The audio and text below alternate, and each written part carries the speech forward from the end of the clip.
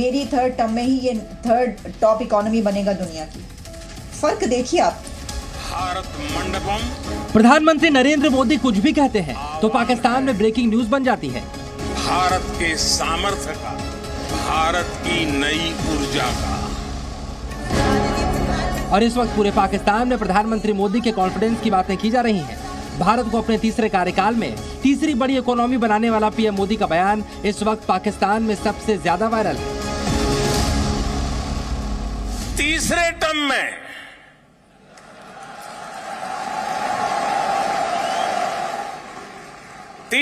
Term में दुनिया की पहली 3 इकोनॉमीज में एक नाम भारत का होगा।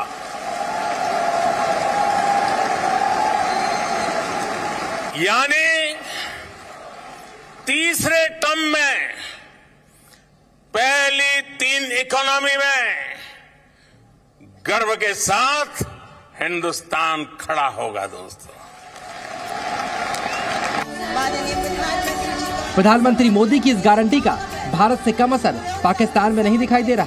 जिस तरह प्रधानमंत्री मोदी के कार्यकाल में भारत की ताकत और पैसा बढ़ रहा है, पाकिस्तानियों को प्रधानमंत्री मोदी में हीरो और अपने हुक्मरानों में विलेन नजर आ रहा है।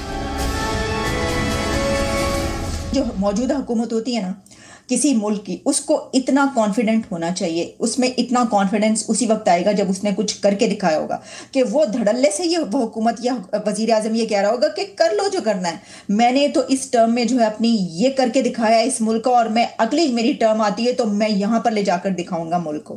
होना तो ये चाहिए। पाकिस्तानियों को इसलिए भी अपने हुक्मरानों पर गुस्सा आ रहा है क्योंकि भारत और पाकिस्तान दोनों एक साथ आजाद हुए, लेकिन हिंदुस्तान दुनिया की तीसरी बड़ी इकोनॉमी बनने की तरफ बढ़ रहा है। दूसरी तरफ पाकिस्तान की पहली चुनौती अभी भी अपना भीख का कटोरा तोड़ना ही है। कटोरा पाकिस्तान की नियत और नीति बन गया है। पाकिस्तान चाहकर भी कटोरे से पीछा नहीं छुड़ा पा रहा। चाहे अनचाहे पाकिस्तान के प्रधानमंत्री शहबाज शरीफ को कटोरा याद ही आ जाता है। वैसे पाकिस्तान में कटोरा को कशकोल कहते हैं। शहबाज शरीफ चाहते हैं कि वो मुल्क का कटोरा तोड़ दे।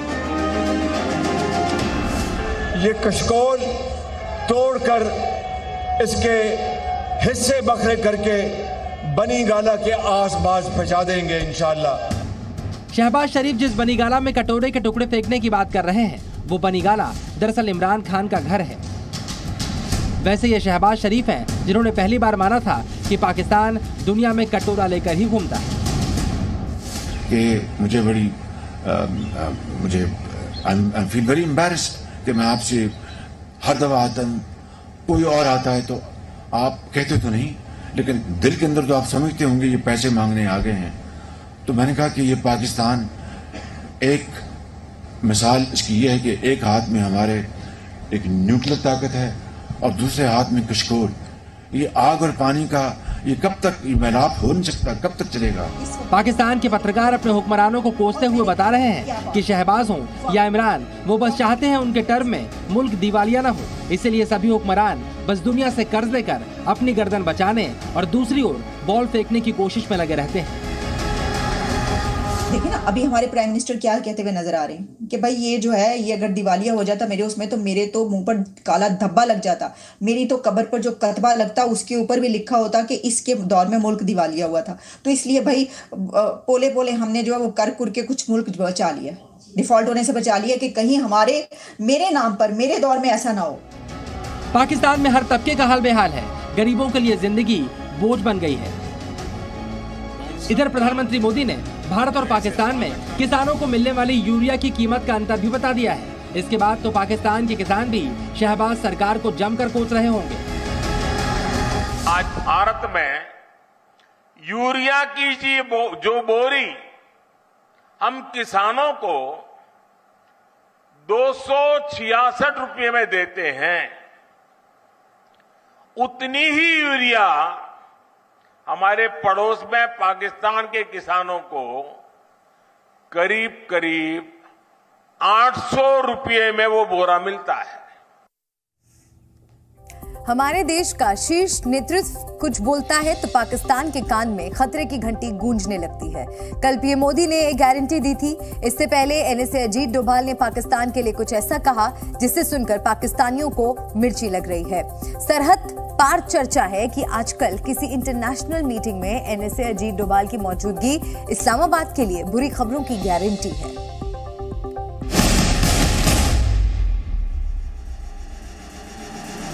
मजे की बात यह कि इंडिया ने पाकिस्तान को फिर रगड़ा है, वहां पे टारगेट की है, टकाक जैसे वो कर सकते हैं। राजनाथ सिंह साहब जो हैं उनका भी ये कहना है कि जब दिल करेगा भारत एलओसी क्रॉस कर जाएगा। मोदी जी बड़े करीबी लोगों में से एक, उनका बयान आना यकीनन, मैं बाकी तो खैर ऑन लाइटर नोट कह रहा था, लेकिन एक सीरियस चीज है। जब भी मौका मिलता है अजीत डोभाल साहब को, वो पाकिस्तान को फिर टारगेट कर देते हैं। डोभाल की बातों में इस्लामाबाद को बहुत ज्यादा डेंजर दिख रहा है। राजनाथ साहब ने स्टेटमेंट दी, बिल्कुल उन्होंने कहा है कि भी पाकिस्तान के अंदर घुस के ऑपरेशन करेंगे। राजनाथ सिंह साहब का इससे पहले भी इस तरह का बयान आया है। मोदी, राजनाथ, डोभाल, ये तीनों नाम पाकिस्तान के लिए काल बन चुके हैं। जब भी इनका कोई बयान आता है, ये किसी मंच पर खड़े होते हैं या फिर किसी इंटरनेशनल मीटिंग का हिस्सा बनते हैं तो पाकिस्तान पिटने के लिए रेडी हो जाता है। राजनाथ साहब ने स्टेटमेंट दी, बिल्कुल उन्होंने कहा है कि भी पाकिस्तान के अंदर घुस के ऑपरेशन करेंगे, और उसके बाद ये, और पहले भी वो कई स्टेटमेंट्स इस तरह दे चुके हैं। अब देखें, लोग अब इकोनॉमीज, करेंसीज के जरिए एक दूसरे के साथ जंगें कर रहे हैं, और आप उस जंग में उसमें भी नीचे हैं। आप कभी फैटफ की मिन्नतें करते हैं और कभी IMF की मिन्नतें कर रहे हैं। जियो इकोनॉमिक्स में भी आप फेल हैं ओरिजिनली। कभी फिर आप कह देते हैं कि we are victim of geo economics from IMF and China. और खुदा के लिए अपना भी कुछ सोचो यार, कोई तुमने खाना पकाया, कोई उगाओ चीज वहां पे, कोई बनाओ चीज वहां पे, सिवाय फ्रॉड के और कुछ भी नहीं बना रहे हो वहां पे। बेवकूफी बना रखा है आपने 25 करोड़ लोगों को, उनको इंसान बनाने की कोशिश करो यार। 24 घंटे पहले डिफेंस मिनिस्टर राजनाथ सिंह ने LOC क्रॉस करने का बयान दिया था। उसके बाद से पाकिस्तान में नॉन स्टॉप चर्चा चल रही है। आज पाकिस्तानी फॉरेन मिनिस्ट्री ने कहा कि भारत अपने सार्वजनिक भाषणों में पाकिस्तान का नाम घसीटने से परहेज करे। पाकिस्तान के विदेश मंत्रालय ने जुबानी विरोध दर्ज कराया, लेकिन कोई मिनिस्टर या जनरल जवाब देने की हिम्मत नहीं जुटा पाया। Indian defence minister Rajnath Singh साहब के बहुत सारे बयानात आते रहते हैं, देखते रहते हैं, लेकिन जब पाकिस्तान के हवाले से हो तो फिर हमारे कान जरा ज्यादा खड़े हो जाते हैं। अच्छा, वो कहते हैं क्रॉस करेंगे LOC को, हम कर सकते हैं अगर हमें प्रोवोक किया गया। अब पाकिस्तानी एक्सपर्ट्स बैठकर राजनाथ सिंह के बयान का एनालिसिस कर रहे हैं, और सबके बयान में एक बात कॉमन है कि नया भारत बदल गया है, और ये पाकिस्तान को बेहद सख्त सजा देने की ताकत भी रखता है। इंडिया में चेंजेस बहुत आ गए कारगिल के बाद। सबसे बड़ी चेंज एक ये आई कि इंडिया वहां से really started spending on its defence. हालांकि इंडिया जीत गई थी, but they now wanted to create a very strong conventional deterrence. India ने पाकिस्तान को भगा दिया, लेकिन पनिश नहीं किया। अब वो कैपेबिलिटीज है इंडिया के पास कि they will punish anything like this very severely. एक वो चीज हो गई है with all the weaponization of India.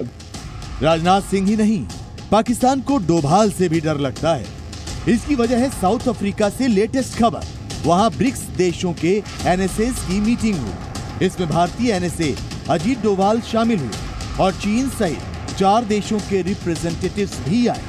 Doval ने चाइनीज डिप्लोमेट वांग यी के सामने टेरर का मुद्दा उठाया और बिना नाम लिए ही पाकिस्तान को टारगेट किया। जब भी मौका मिलता है अजीत डोभाल साहब को, वो पाकिस्तान को फिर टारगेट कर देते हैं। ठीक है जी, उन्होंने कहा जनाब, मैं ये नहीं कह रहा वो पाकिस्तान का नाम नहीं लेते, ठीक है, लेकिन वो अपनी, उन्होंने जो उधर बैठे हुए हैं ना, वो उधर ही बैठे होते हैं। क्या जी जनाब, साइबर क्रिमिनल, वो बेसिकली पाकिस्तान को वो जो टेरर फाइनेंसिंग में, मनी लॉन्ड्रिंग में, रेडिकलाइजेशन, लॉन वॉल्फ अटैक जैसे वर्ड इस्तेमाल करते हैं ताकि कहो कि यार ये जो वर्ड्स हैं ये माजी में एक मुल्क के लिए इस्तेमाल होते हैं। कौन से मुल्क के लिए? वो जी पाकिस्तान। अच्छा चलो इधर ना लेंदे रहो। So this is what they do. Jinping के दूध के सामने पाकिस्तान और शहबाज शरीफ की जमकर धुलाई। टीम मोदी का ये अटैक पाकिस्तान कभी भूल नहीं पाएगा। इस्लामाबाद को दुख इस बात का है कि आतंकियों की गोली बेअसर हो गई और कश्मीर घाटी में चल रहे तरक्की का एजेंडा सरहद पार पीओके तक पहुंच गया। मुझे नहीं लगता कि भारत को कश्मीर के ऊपर जो है वो पाकिस्तान के ऊपर कोई अटैक करने की जरूरत है, क्योंकि जिस किस्म का अटैक वो बगैर गोली बारूद के कर रहे हैं वो ज्यादा नुकसान पहुंचाएगा हमें। वो डेवलपमेंट के ऊपर काम कर रहे हैं कश्मीर में, उनके आपको पता होगा मॉल भी बन रही है और कई तरह की इन्वेस्टमेंट आई है, चाहे यूएई की तरफ से हो और दूसरी कंट्रीज की तरफ से। तो वो अपने कश्मीर को वैसे ही इतना खूबसूरत और इतना अच्छा बना देंगे कि हर कोई जो है वो वहां जाना पसंद करेगा। मोदी के डोभाल ने पाकिस्तान में गदर मचा दिया है। डोभाल जहां जाते हैं वहीं से पाकिस्तान की बर्बादी की कहानी शुरू हो जाती है। ब्यूरो रिपोर्ट, जी मीडिया। अगर पाकिस्तान में किसी मिनिस्टर या जनरल से सवाल पूछा जाए कि उन्हें भारत से आई कौन सी खबर सबसे ज्यादा परेशान करती है, तो वो शायद 600 के आंकड़े की बात करेंगे। ये भी हो सकता है कि पाकिस्तानी आवाम भी 600 का नंबर बताए। भारत के लिए गर्व और पाकिस्तान के लिए शर्म से जुड़े इस आंकड़े का मतलब क्या है, इस स्पेशल रिपोर्ट में देखिए।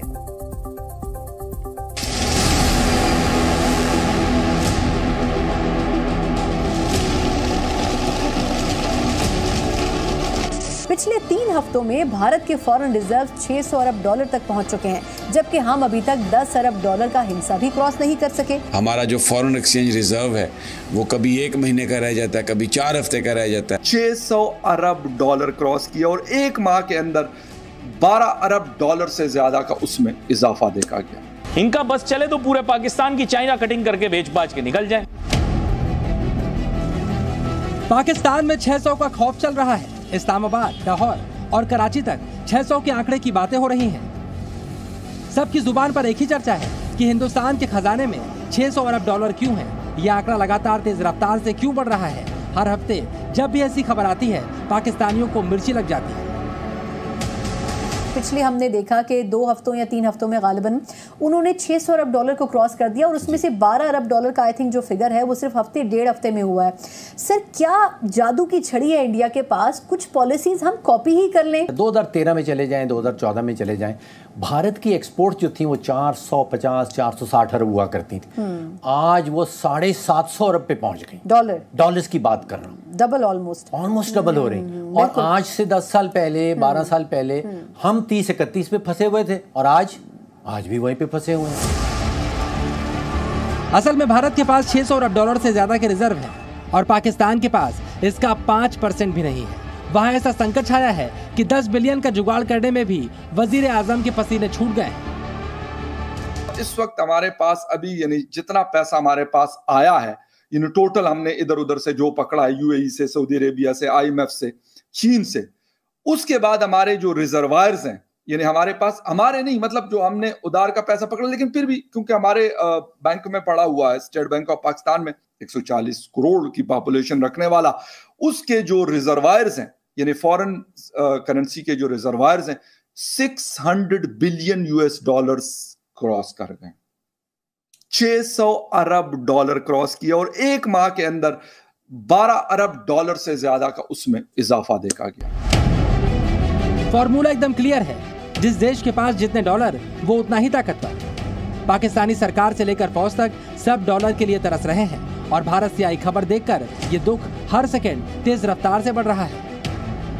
भारत के डॉलर भंडार के बढ़ने का मतलब है दुनिया को भारत की इकोनॉमी पर भरोसा है। डॉलर बढ़ने का मतलब है कि इस साल भी भारत की अर्थव्यवस्था शानदार रफ्तार से आगे बढ़ती रहेगी। पाकिस्तान में जिस तरह भारत के खजाने की चर्चा हो रही है, एक दिन ऐसा आएगा जब इन आंकड़ों को देखकर पाकिस्तान को हार्ट अटैक आ जाएगा। वहाँ पर उनके जो फॉरेन एक्सचेंज रिजर्व हैं आज 600 अरब डॉलर से ज़्यादा हो गए हैं वो, और उनकी जो इकोनॉमी है वो इतनी स्ट्रॉन्ग है। सिर्फ पिछले 3 महीने में जो फॉरेन कंपनीज हैं उन्होंने 16 बिलियन डॉलर की जो इक्विटी है उसमें उन्होंने इन्वेस्ट किया। मैं देख रही थी 1-2 खबरें जो आई थी, खुशी की खबरें वाले हमारे लिए। अब हमारे लिए खुशी की खबरें क्या है कि हमें इससे उधार मिल गया, हमें उससे उधार मिल गया और ये हो गया, और हमारे पास इतना पैसा आ गया, हम ये वाली जो हम निकाल लेंगे। जो 1 बिलियन डॉलर है वो इस मौजूदा हुकूमत को मिलेगा, 1 बिलियन डॉलर IMF की तरफ से जो केयर टेकर सेटअप आएगा उसको मिलेगा, और 1 बिलियन डॉलर जो उससे अगला जो हुकूमत जब आ जाएगी इलेक्शन के बाद उसको मिलेगा।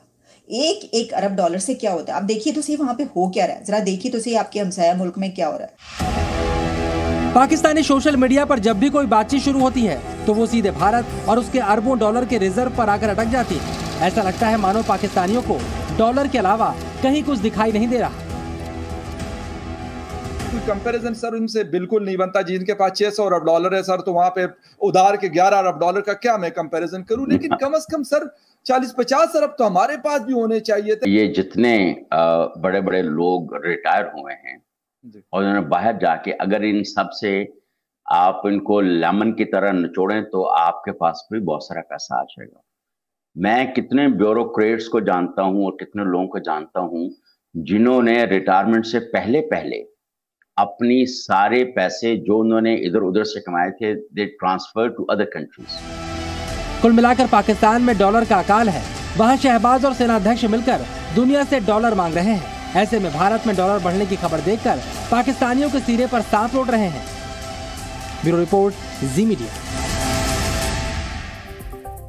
क्या पाकिस्तान डॉलरों की कमी दूर करने के लिए परमाणु बम बेच देगा? असल में परमाणु हथियारों के मामले में पाकिस्तान का दामन दागदार है। पाकिस्तान पर आरोप रहे हैं कि वो अपने परमाणु बम या तकनीक को बेच देता है। अब रूस के सबसे बड़े दुश्मन को भी शहबाज शरीफ परमाणु बेचने की तैयारी कर रहे हैं। आशंका जताई जा रही है कि पाकिस्तान यूक्रेन को अपने न्यूक्लियर हथियार बेच सकता है।